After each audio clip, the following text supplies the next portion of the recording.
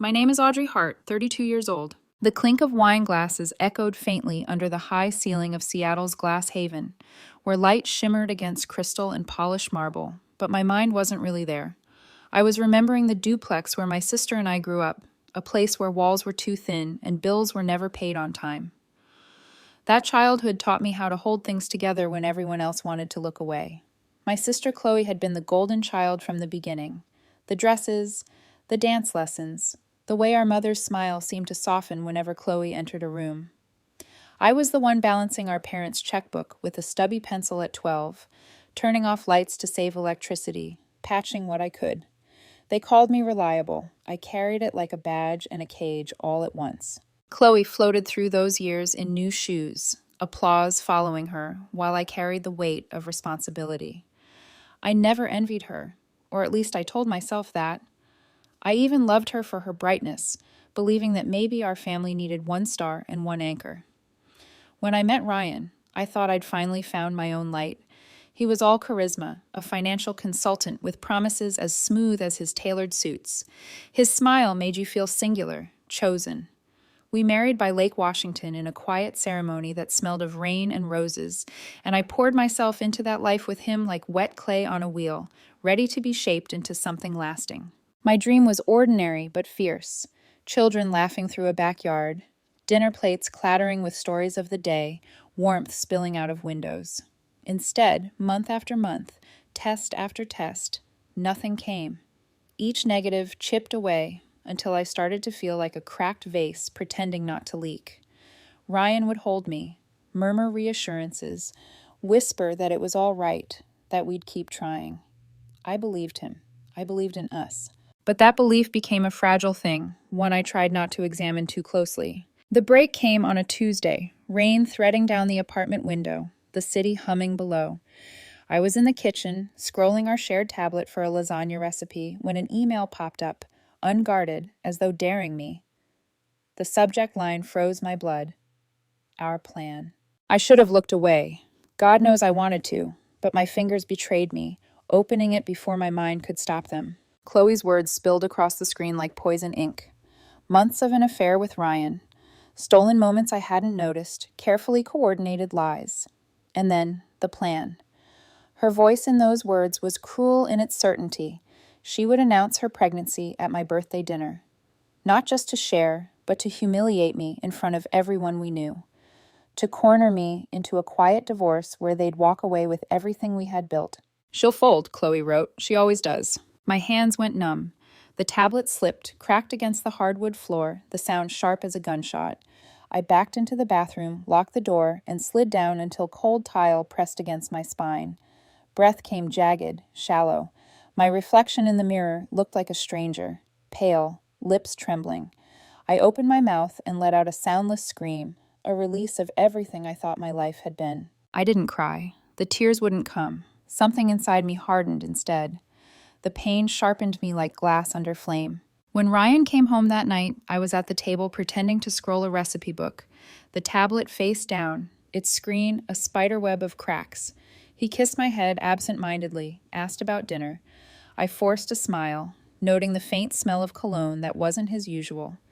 He sat across from me, tie loosened, shoulders relaxed in a way I suddenly hated. "How was your day?" he asked. I stirred the pot absently, keeping my eyes on the bubbling sauce. "Revealing," I said, almost under my breath. He didn't catch it. Or maybe he did, and decided not to. That night, I lay awake beside him, listening to his breathing, steady, almost innocent. My mind replayed the line from Chloe's email. "She'll fold." They thought I was weak. They thought reliable meant breakable. But I wasn't folding, not this time. By morning, I had a plan forming. I needed proof. I needed allies. I thought of Mia, my best friend since college, the one person who'd never asked me to shrink so someone else could shine. A paralegal with a mind like a steel trap, Mia was sharp, unflinching, loyal. When I called her, my voice was steady despite the storm inside. "Mia, it's happening. They're trying to destroy me." There was a pause, then her voice crackled with urgency. "Where are you?" "Home." "I'm coming," she said. And within an hour, she was at my door, curls bouncing, fury written across her face. We sat at the table, the cracked tablet between us. I told her everything. Chloe's betrayal, Ryan's lies, their scheme to humiliate me. Mia paced, hands slicing through the air. They think they can write your story for you, she said. Well, they don't know you. We need a plan. Her words lit something inside me. But even as we plotted, a memory clawed its way back. Months earlier, Ryan had finally agreed to get tested after I begged him. He went to Cascade Clinic alone, came home with red eyes and whispered, "It's not me, Audrey. It must be you." I carried that weight for a year, believed I was broken, that my body had betrayed me. But now, staring at that email, his lie burned hotter than Chloe's smugness. If he had lied about this, what else was he hiding? I needed the truth. I told Mia, her brow furrowed. Medical records aren't easy to get, Audrey. HIPAA laws. I'm his wife, I snapped, anger pulsing. There has to be a way. Mia's expression softened, but her eyes narrowed with determination. Give me a few days. That night, after Mia left, I sat alone at the kitchen table, the city's neon glow flickering across the cracked tablet. My mind kept circling a single detail I'd almost overlooked. A $20,000 cash withdrawal from Ryan's account months ago, unexplained. I had dismissed it at the time as some work matter. Now it gnawed at me. The betrayal wasn't just emotional. Something bigger was festering beneath the surface. I closed my eyes, whispered into the silence, "You wanted me to fold. Watch me stand." Outside, the rain tapped against the window, steady and unrelenting, like a drumbeat counting down to war. Mia kept her promise. The next 48 hours turned into a choreography of whispers, low-lit screens, and the kind of favors you can only ask once. She sat up at my dining table with her laptop, her fingers moving like she was knitting a net tight enough to catch the truth. She didn't embellish what it would take. "This is a locked fortress," she said, eyes on the cursor. "But fortresses have doors, and doors have hinges." The first hinge was paperwork. Buried in Ryan's file drawer, behind warranties and instruction manuals, I found a crumpled consent form from Cascade Clinic. Not the results, just evidence he'd signed something a year ago. Mia read it twice, then took a picture. "Not enough to open doors," she said, "but it proves a visit, not a lie. We build from there." The second hinge was quieter. Mia called the clinic to confirm a billing address, her voice clipped, professional, the punctilious tone of someone who files things by color. The conversation went nowhere, as expected. She hung up and stared at the phone like it had failed a test. "We need a thread inside the clinic," she said, "or we need to go around it." "Go around it," I said, the words tasting like risk. We went around it. Mia reached out to a former classmate who'd left family law for hospital compliance, a woman named Tilda with a reputation for decency, and a spouse who worked nights. A favor, a coffee, a late message couched in caution. There would be no breach, no obvious trespass. But there are ways to remind a system of its own rules when those rules happen to include a patient's right to their own combined records if certain conditions are met. It took 2 days of polite insistence, one faxed copy of my marriage certificate, and a carefully circumscribed request. The email arrived at 11:13 p.m., subject line as sterile as the file it contained. Diagnostic summary. I waited for Mia to open it. She didn't. She slid the laptop to me, eyes gentler than I'd ever seen them. "You should be the first to read." The report was clinical, all hard syllables and measured verdicts. The conclusion was not. 0 sperm motility. Diagnosis: azoospermia. Patient is functionally sterile. The word sterile sat like a stone on the page. The bathroom mirror from that Tuesday flashed in my mind, the soundless scream. The weight he'd shifted to my shoulders and left there for a year.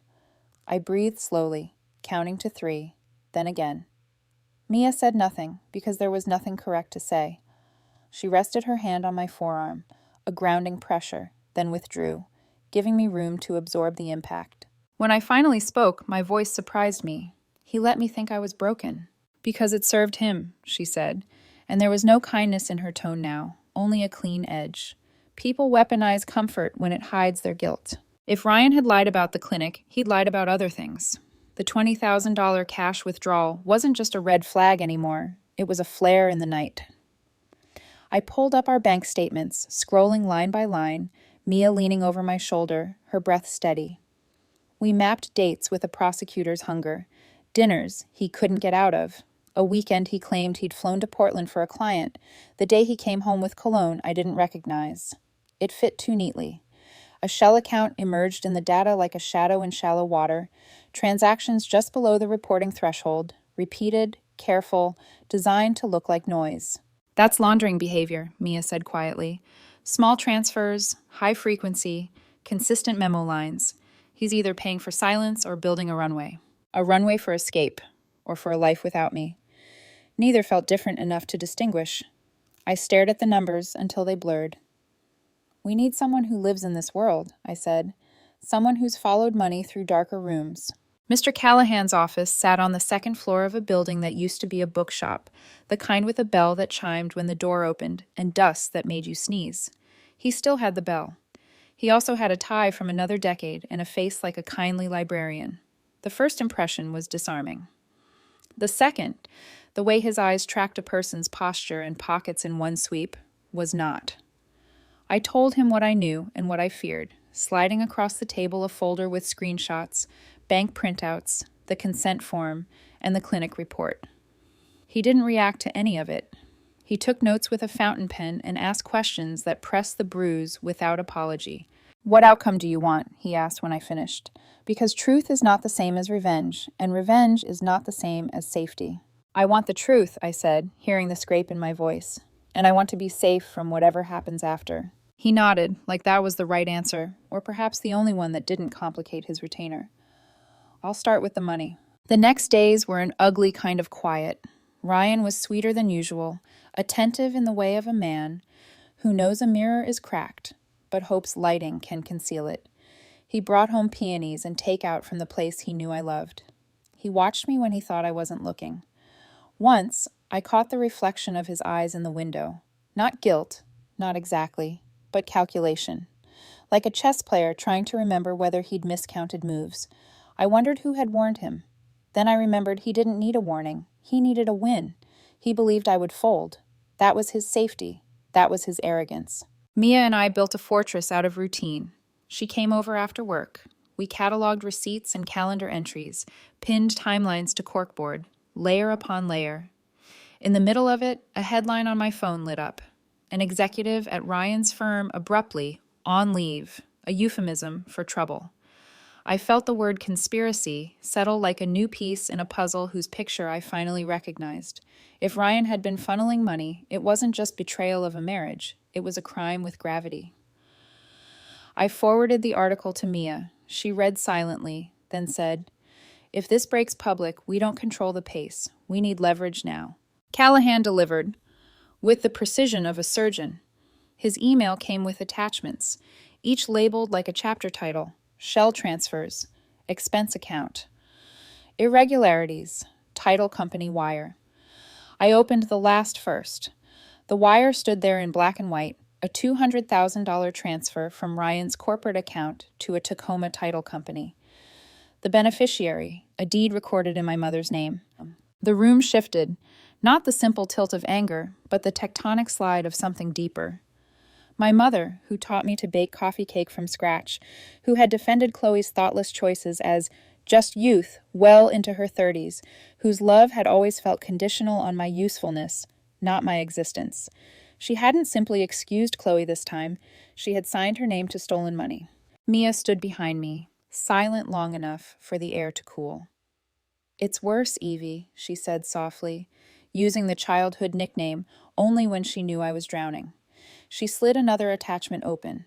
The shell account not only paid Chloe's rent and car, it covered purchases that read like a tour of her Instagram. Designer handbags, a weekend at a resort, prenatal care at a boutique clinic. "He is underwriting her life," Mia said, "with funds that aren't his." I waited for grief to break me, for rage to shake me. Instead, a bright, steady clarity took the wheel. I wasn't burning. I was freezing. The kind of cold that keeps a hand steady when it lifts a scalpel. "What do we do?" I asked, not because I didn't know, but because asking meant I wasn't doing it alone. Mia exhaled. "We prepare the truth to be undeniable. You said they plan to announce at your birthday dinner. That's their stage. You take it." It should have sounded vindictive. It didn't. It sounded like survival.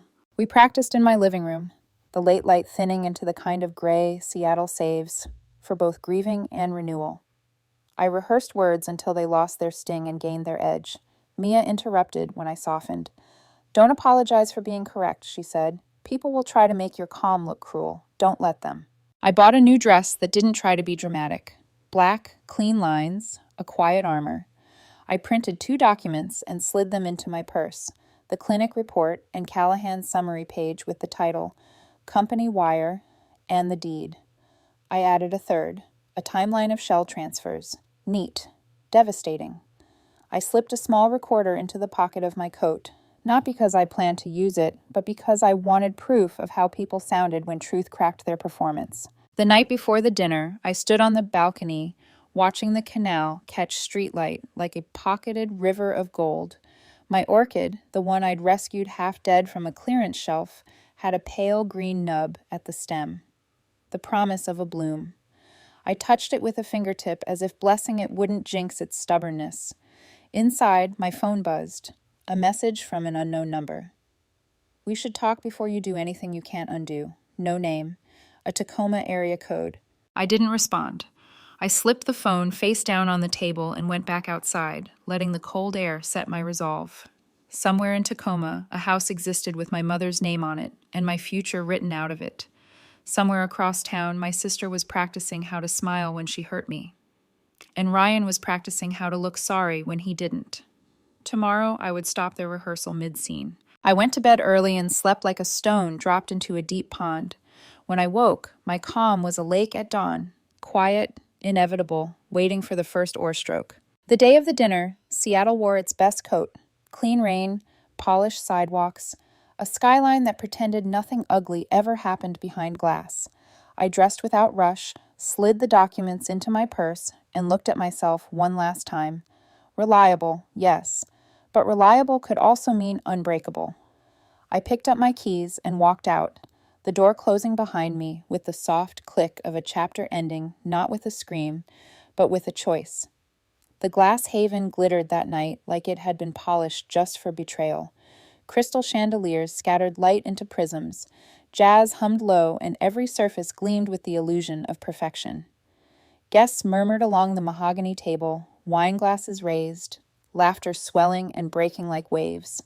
To anyone else, it was a celebration. To me, it was a battlefield wrapped in linen and candlelight. Chloe was radiant in the way someone rehearses. A sleek dress hugged her frame, her hand resting theatrically on her stomach. Ryan stood close enough to look protective, far enough to look respectable, his arm grazing hers, with that practiced ease I once mistook for love. My mother sat rigid at the far end, pearls at her throat, sipping wine like she hoped it would keep her silent. I took my seat without hurry, smoothing the hem of my black dress, armor disguised as elegance. The documents in my purse felt heavier than paper. They were weapons, and tonight I would use them. The dinner unfurled with clinking forks and shallow compliments. Ryan leaned over once, whispering, "You look beautiful tonight." The words fell flat between us, brittle, empty. I met his eyes and let silence answer. Halfway through the entree, Chloe rose, glass in hand, her smile calculated, syrupy. She tapped the crystal, pulling every gaze. My stomach clenched, but my hand stayed steady on the table. This was her cue. "I have something wonderful to share," she began, her voice dripping with false sweetness. "Ryan and I—" She paused, touching her stomach with delicate reverence. "We're expecting." The room exhaled in gasps and applause. My mother clapped softly, almost dutifully, while a friend down the table gushed. Ryan's eyes slid toward me, performing pity, a portrait of a man who wanted to appear kind in cruelty. I let the noise settle before I moved. Slowly, deliberately, I stood, raising my own glass. My voice carried clear, cutting through the chatter. "To family," I said. A pause stretched, taut and deliberate. "And to truth." Confusion rippled. Ryan frowned. Chloe's smile faltered. I set my glass down, reached into my purse, and withdrew a folded sheet of paper. I slid it across the polished wood to Ryan. "Happy birthday to me," I said, voice even. He picked it up, eyes scanning, the color draining from his face. His hand froze above the page. Chloe leaned closer, whispering, "What is it?" I answered for him, my voice sharp enough to slice through the candlelight. "From Cascade Clinic, from last year. the truth you never wanted to admit. Gasps rippled around the table as eyes darted between us. I stepped closer, steady, unflinching. Ryan isn't capable of fathering a child. He's sterile, which means Chloe. I let the silence fall like a guillotine. Who exactly is the father of yours? The applause had died. The only sound was the faint clatter of someone's fork slipping onto china. Chloe's hand dropped from her stomach, her smirk unraveling into a stunned gape. Her eyes flicked to Ryan, then back to me, the calculation in her face collapsing into horror. Ryan sputtered, his voice cracking. You're lying. I pulled another document from my purse, crisp, undeniable. And this, I continued, sliding Callahan's report across the table, is proof of the $200,000 transfer you made from your firm's account to a title company in Tacoma for a house in my mother's name. The room erupted, chairs scraped, whispers hissed, the weight of scandal thick in the air.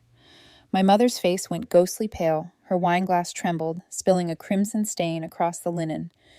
"Audrey," she whispered, voice breaking, "please."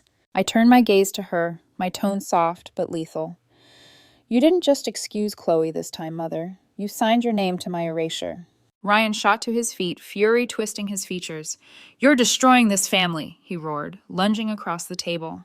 Two security guards, summoned discreetly by the restaurant manager who'd sensed tension earlier, intercepted him, dragging him back as he cursed my name. Chloe crumpled into her chair, sobs tearing through her facade.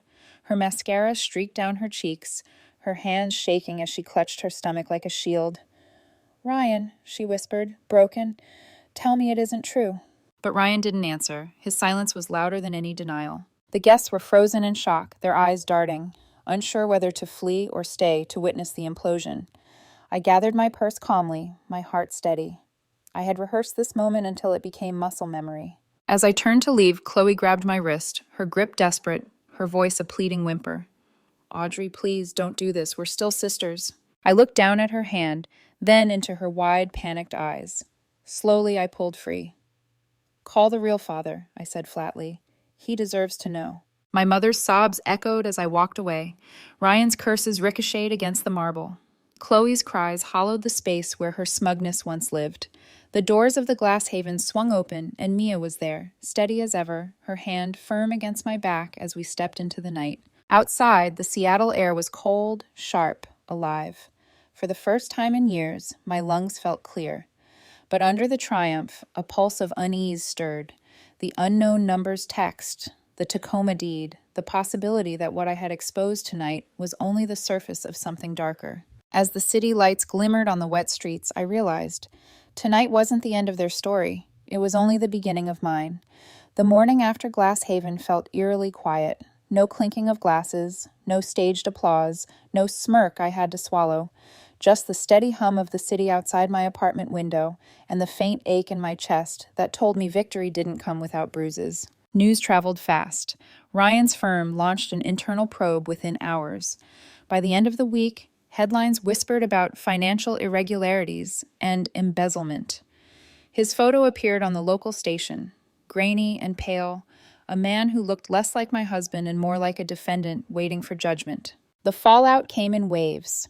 Ryan's lawyer called, trying to soften the edges, dangling settlement terms like bait. "If you agree not to testify," he said, voice smooth, "there's a generous offer on the table." I laughed, short and bitter. "Tell Ryan the only thing I want is the truth." Chloe didn't call. Not once. Instead, she posted photos online of sunsets and tea mugs, as if hashtags could erase shame. A rumor drifted back to me through cousins. The father of her child wasn't Ryan, but a married man whose name I recognized from one of Ryan's client dinners. Her silence was its own confession. My mother, though, she tried. She showed up one evening, standing on my doorstep with the same pearls around her throat, her face hollow. "Audrey," she said, "please, you have to understand. I didn't know where the money came from. Ryan told me it was a gift, a way to help Chloe, to help me. I signed because I thought—" "Because you wanted it to be true," I finished, my voice steady. She flinched, but didn't deny it. We stood in the doorway, the weight of 32 years pressing between us. She reached for my hand, tentative, but I stepped back. "You signed me out of your life the moment you put your name on that deed. That's what I understand." I closed the door gently, not with rage, but with finality. The weeks bled into months. Depositions, paperwork, the grinding machinery of legal consequence. Ryan's firm wanted the scandal buried. They offered settlements big enough to feel like blood money, hush money. I signed the papers, not for him, but for me. Leverage transformed into clean departure. I moved into a modest apartment in Fremont with a balcony overlooking the canal. The air smelled different there, freer somehow. I signed up for pottery classes at a studio down the street. The clay under my hands was stubborn, unyielding, but I learned to coax it into form. Shaping bowls and vases felt like shaping myself. Messy at first, then steadier, until something fragile began to look whole. Mia visited often, her laugh filling the small space, her sharp wit a reminder that not everything in life was loss. One night, she brought takeout and a bottle of cheap champagne. 2 endings, she toasted, clinking her glass against mine. 2 beginnings, I corrected. The orchid on my balcony had bloomed by then. A single white flower, delicate yet defiant, unfurling after months of looking dead. I watered it every morning, whispered to it like it could hear me. Its bloom was proof that broken things could live again. But peace never comes without shadows. One evening, as I was closing the studio, my phone buzzed. A voicemail from an unknown number, Tacoma area code, the same one that had texted me weeks before. A man's voice, low and rough, played back. "You think you finished this, Audrey." But Ryan wasn't working alone. "Check the shell accounts again. You'll find my name." My blood ran cold. Callahan's report had been thorough, meticulous. Had we missed something? Or had someone buried their tracks deeper than we knew? I forwarded the voicemail to Mia. Within minutes, she called. "If this is true, we're not just dealing with family betrayal anymore. This is bigger. Corporate fraud, maybe worse." I leaned against the cool brick wall of the studio, the night air pressing heavy. Do I chase it, Mia? Do I keep digging? Or do I let it go and finally live? Silence hummed for a beat. Then she said, "That's not a question I can answer. Only you know what peace costs." I walked home under streetlights, the voicemail replaying in my head, the orchid's bloom waiting on the balcony like a silent dare. Maybe the fight wasn't over. Maybe truth was a tide that kept pulling you back, even when you thought you'd reached shore. In my apartment, I sat at the pottery wheel, clay cool under my fingers, spinning, shaping. My phone lay face down beside me, the unanswered question heavy as stone. I thought of the girl in the duplex, patching bills with numbers and sacrifice, of the woman at Glass Haven, raising a glass to truth, of the bloom that pushed through decay, stubborn and bright. I pressed my palms against the clay, steady, unyielding. I didn't know yet whether I'd dig deeper into the shell accounts or close the door forever. But I knew this. I wasn't folding. Not then, not ever again. The wheel spun, the clay rose, and outside, the orchid reached quietly for the light.